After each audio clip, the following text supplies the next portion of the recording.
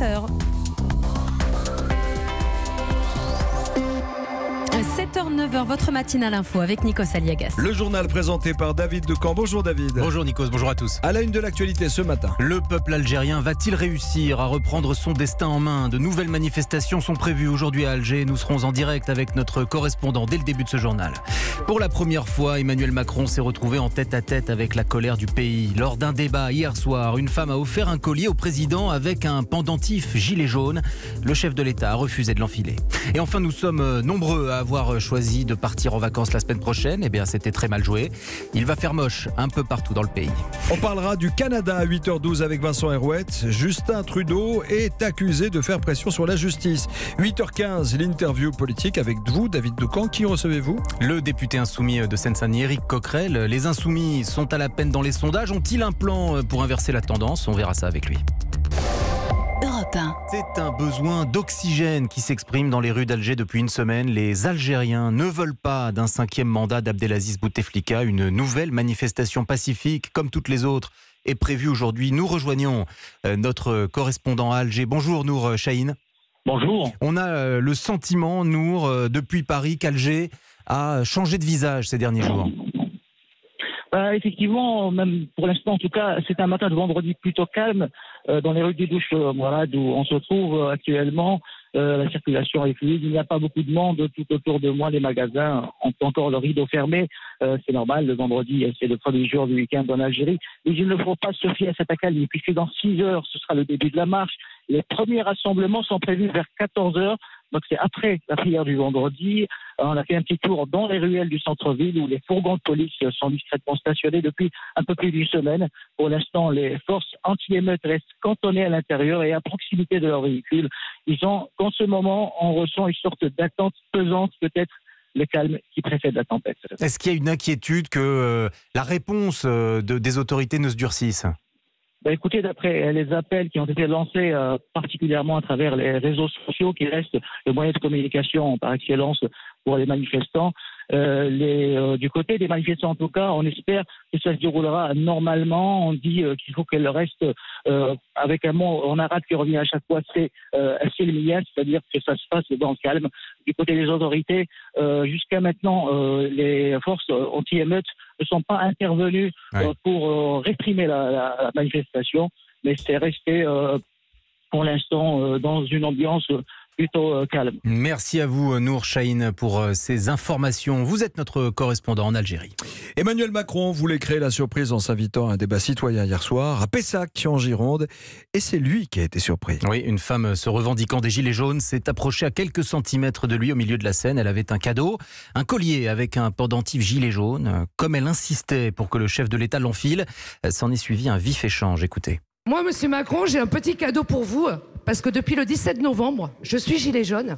Je suis gilet jaune, monsieur Macron. J'ai envie que vous le soyez avec nous. Monsieur Macron, nous sommes toutes des femmes ici, et je pense que vous devez faire plaisir aux dames. Regardez ce que l'on va faire. Je suis le président de toutes les Françaises et de tous les Français. Oui. J'ai le droit de ne pas mettre un collier gilet jaune, de ne pas mettre un gilet jaune. Moi, je dis que si vous voulez réconcilier les Français, acceptez, ne serait-ce que ce soir, avec les Bordelais et les Bordelaises, d'être avec nous dans le cœur. Je veux bien le prendre si vous me faites un cadeau. Non, mais parce je veux que que vous le portiez quand même. Mais je ne vais ni porter le gilet jaune, ni porter le collier. Parce que je ne vais pas dire j'appartiens à un groupe. Et ça n'est pas... C'est pas une question d'appartenance. C'est une question de faire un geste pour dire je vais vous entendre, mais je vais vous écouter surtout. Je l'ai fait ce geste. Vous entendre, on vous voit. Non, il y a une réponse qui a été apportée le 10 décembre. Non, pas les 10 milliards d'euros, s'il vous plaît. Non, mais pardon, enfin... Voilà, c'est pas ça. Mais si, c'est une vraie réponse. Échange dont Stéphane Place a été témoin pour Europe 1. Le président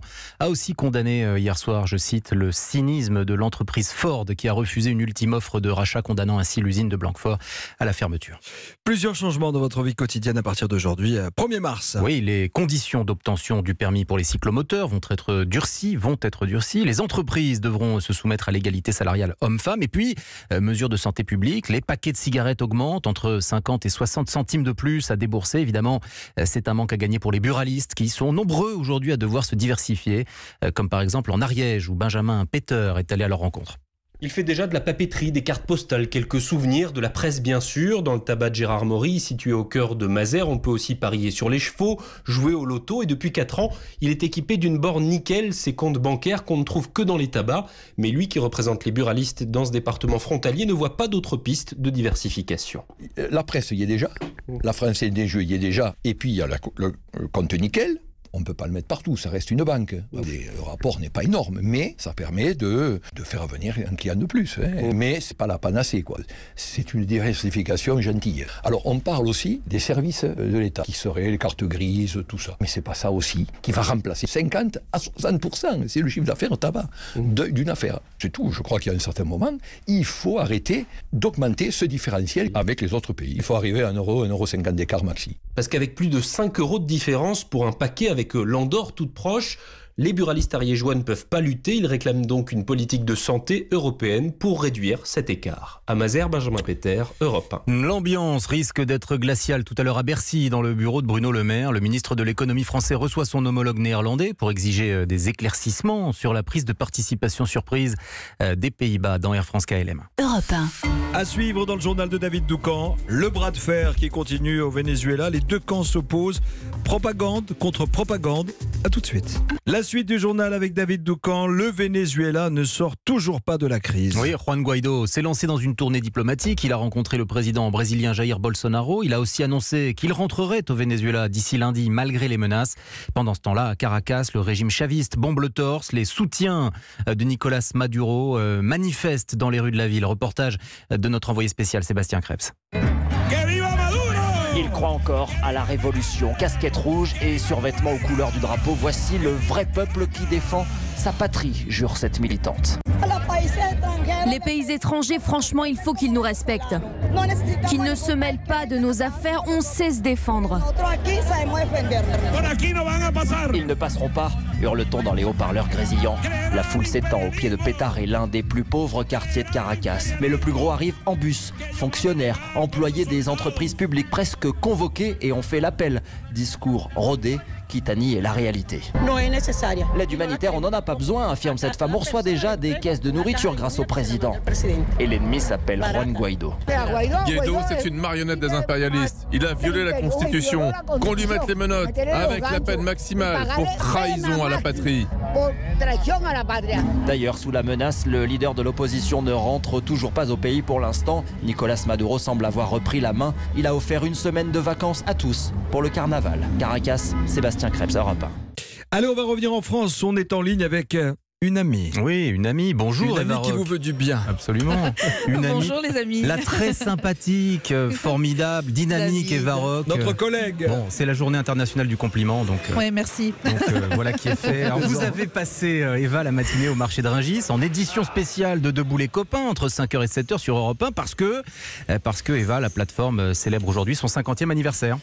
Exactement. Alors c'était dans la nuit, plus exactement du 3 au 4 mars 1969. Imaginez David, un convoi de 1500 camions chargés de 5000 tonnes de marchandises, fruits, légumes, produits laitiers, poissons, quittait le cœur de Paris, le quartier des Halles, direction le sud de la capitale, non loin de l'aéroport d'Orly. Oui. Parce qu'en effet, il y a 50 ans, le marché d'intérêt national, appelé plus communément le marché de Rungis, ouvrait ses portes sur un site de 232 hectares, soit plus grand que la principauté de Monaco. Et ce déménagement exceptionnel, encadré par l'armée, comme nous le racontait à 6h45 Antoine, 83 ans, et toujours en activité à Rungis, fut la première étape de la modernisation de ce secteur d'activité. Et bien 50 ans plus tard, David, le marché de Rungis peut se targuer d'être le plus grand marché de produits frais au monde. Une ville dans la ville, marché économique certes, mais aussi un lieu d'échange et de rencontre unique pour les 12 000 salariés employés sur le site. Merci à vous Eva Rock pour ce compte-rendu extrêmement précis. Oui, et revenez avec quelques petits aliments Eva Rock, hein, quelques petits cadeaux pour la rédaction. Bien sûr. Hein, des amuse-gueules. Mon cher Nikos, il est temps maintenant de dénoncer une injustice. Oula. Nous sommes nombreux à avoir choisi de partir en vacances la semaine prochaine. Il fait 20 degrés partout dans le pays depuis 10 jours. Et pan, bien sûr, c'est terminé. Retour du froid et de la pluie. Voilà, Pierre Herbulot a renommé le week-end qui commence. C'est le chassé-croisé de la Louse. Reportage. Une seule petite semaine de différence pour presque 10 gros degrés d'écart. Juliette et Soul partent ce week-end à Courchevel. Depuis 3 jours, leur premier réflexe en se levant, c'est de regarder la météo. météo. J'ai regardé hier, ouais. Du coup, j'ai un peu vu que c'était un petit peu pourri comme temps, mais... C'est de la malchance, effectivement. Après, je suis bretonne, donc le mauvais temps, je suis un petit peu habituée. Pour eux, croiser la route de Maria Camilla et son teint hâlé est presque une provocation.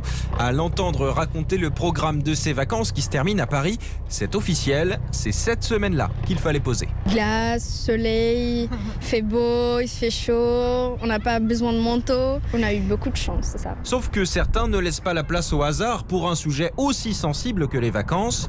Raphaël fait partie de cela. Le ski avec la pluie, c'est horrible. Hein. Sa solution anti-grisaille, fuir le plus loin possible. Moi, je vais partir au soleil. Où ça? Cameroun. Oh, il doit faire 30. C'est la parade, mauvais temps, vous avez la parade. Exactement, il faut aller ailleurs. Les autres, ceux qui prendront la pluie, pourront toujours se consoler avec un chocolat chaud en imaginant leurs collègues bien bronzés, mais de retour au bureau. Le reportage de Pierre Herbulot pour Europe 1. Et un mot pour vous dire, mon cher David Doucan, que mercredi prochain, ce sera le match retour des 8e de finale de la Ligue des Champions. Paris Saint-Germain, Manchester, l'événement. Venez assister au match sur écran géant au studio Belmar ici à Europe 1. On et vous attend pour à Paris. C'est très simple, Nikos. Il suffit de s'inscrire sur le club Europe 1. C'est sur le site europe1.fr.